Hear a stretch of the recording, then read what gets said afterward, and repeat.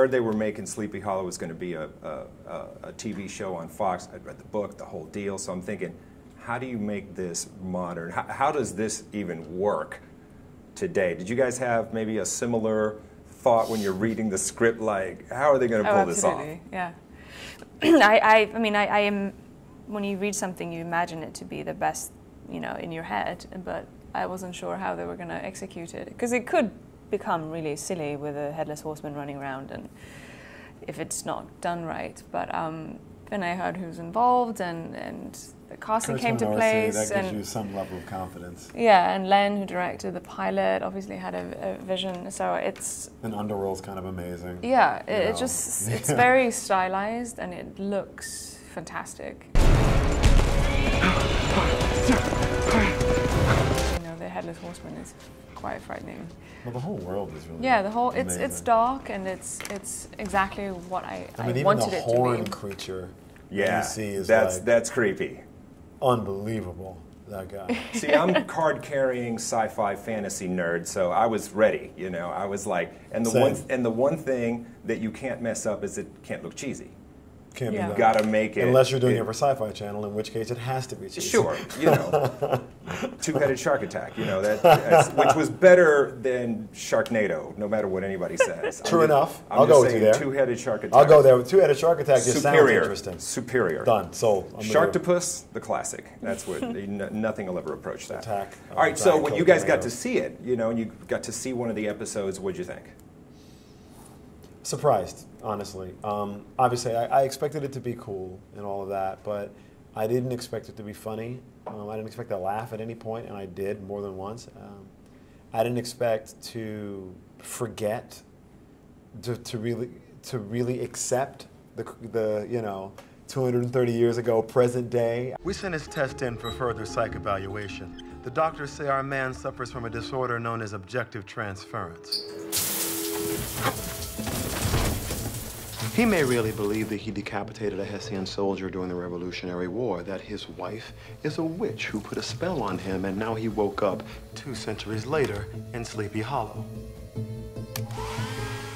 That's a tough, that's just kind of, you know, come on, really? Right. Time travel and... Yeah, I didn't know. And then Katia being trapped in a world, I remember reading that and thinking, really?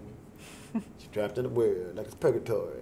We can't get to her. We don't know where she is. She speaks to her husband. Yeah. Who's in the future. Who's in the future. Ooh. I mean, I was kind of making fun of it.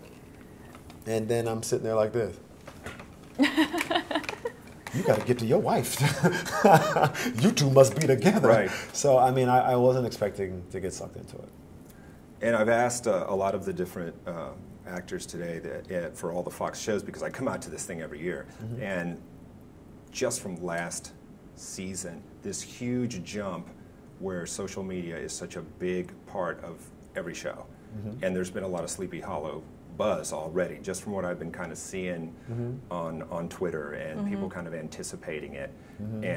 And most of it, like, again, the sci-fi kind of fantasy crowd is like, yeah, you know, we want to see this, or maybe they've already seen a little bit. Are you guys aware of that, like what's actually been going on in social media about the show? Yeah, absolutely. Yeah, my people are on my Twitter every day, and her Twitter, we can't miss it. Yeah. You know, it's sitting there. My Twitter and Facebook has daily stuff that's about. It's crazy. It's crazy. It's fun. It's also fun that it's not just in America. That's kind of the most surprising part about it, because, you know, I'm getting stuff from South Africa, stuff from Spain, stuff from London. I mean, yeah, it's coming out in London and Australia. Yeah. Same day, if not the next day. Yeah, that's right. Yeah, I mean, Australia press stuff is starting as well. So what's really amazing is to be having a conversation that's so global about an American network television show. In my experience, that's not generally been the case. So it's you know, we were joking, just saying, every year, whether you're on a show or you're watching, you always hear about television. You always hear, a new show is different. And every year you either are... Groundbreaking. Yeah, groundbreaking. Game-changing. Every time you hear that, and every time you feel like, really? And, you know, sometimes that's true, and often you're disappointed, you know. And I think we feel like this is true for us. People will make their own decisions, but for me, this is surprisingly true that it really is something entirely original. The details, the personality, they're all wildly specific and impossibly thorough. You know why? Because the human brain is limitless in its ability to trick itself.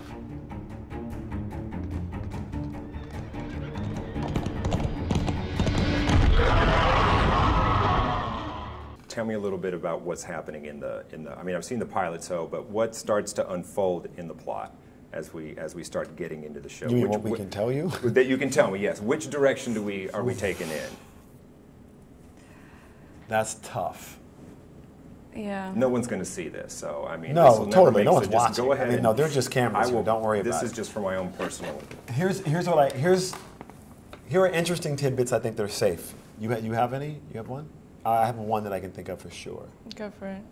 I know. You will actually meet Headless before he was headless and come to understand why. I didn't expect that. There's a lot of things that you get to know why they're actually there, and I think a lot of people have a purpose even though they're not aware of it right now. It's not things a that people have accepted coincidence will that get this explained. has happened at this particular point. Exactly. It's very mapped out. It's excruciatingly specific. It's not 250 years, it's 230 years. His relationship with Washington is specific. His rank of captain is very specific. His relationship to Katia and Katia's role as a witch and how she speaks to him and when she does and the world she's trapped in are why she's trapped are all unfolding episode to episode. So it's kind of hard to explain because it is really a big world and it just keeps getting bigger as you watch. What I will tell you for sure is that we just looked at episode 5 and we're like, did you see this coming? It's amazing to be a part of and it's really cool. But I would say Headless is the least of our problems right now. Yeah. He's not the thing we're worried about. And he's not, it's not like it's one thing. There are multiple things that are super problematic right now. Awesome. Can't wait to see it. Now I really want to see it. Yeah, it's fun. Thanks, guys.